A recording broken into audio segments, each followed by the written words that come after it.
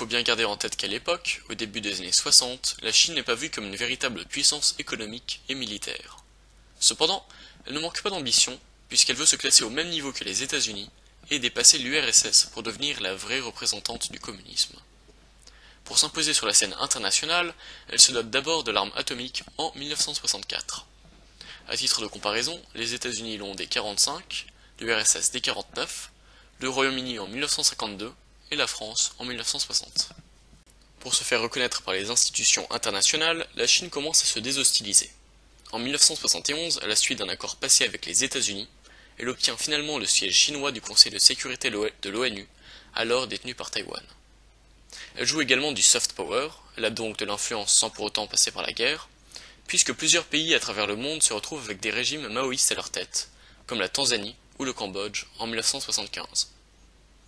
L'Occident a également connu de nombreux mouvements maoïstes, notamment chez les étudiants principalement en France, en Allemagne et en Italie. Ces idées véhiculent à travers un livre faisant l'apologie du modèle maoïste, il s'agit du Petit Livre Rouge. En 1976, alors que le communisme chinois croît en puissance, Mao meurt. Son remplaçant est moins extrême et cherche à adopter une ligne politique plus modérée à partir de 1978. Il s'agit de Deng Xiaoping. Il crée des ZES, des zones économiques spéciales, comme à Shenzhen, pour s'ouvrir au commerce avec les autres pays, afin de développer l'économie du pays. Officieusement, le pays bascule lentement de modèle économique et délaisse lentement le communisme.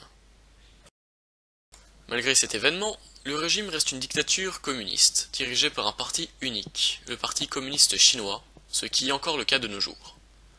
Le 4 juin 1989, une manifestation animée par les étudiants demandant davantage de liberté, comme en Europe de l'Est, est durement réprimée. Il s'agit de celle de la place Tiananmen. La Chine a aujourd'hui suivi un chemin d'ouverture à l'international très important, puisqu'elle a intégré l'OMC en 2001 et le G20 en 2008. Elle est également le premier PIB mondial depuis 2014, dépassant les États-Unis. La Chine s'est donc affirmée sur la scène internationale depuis 1949. Elle a su utiliser de façon pragmatique le contexte international pour devenir une puissance incontournable dans un monde de plus en plus multipolaire.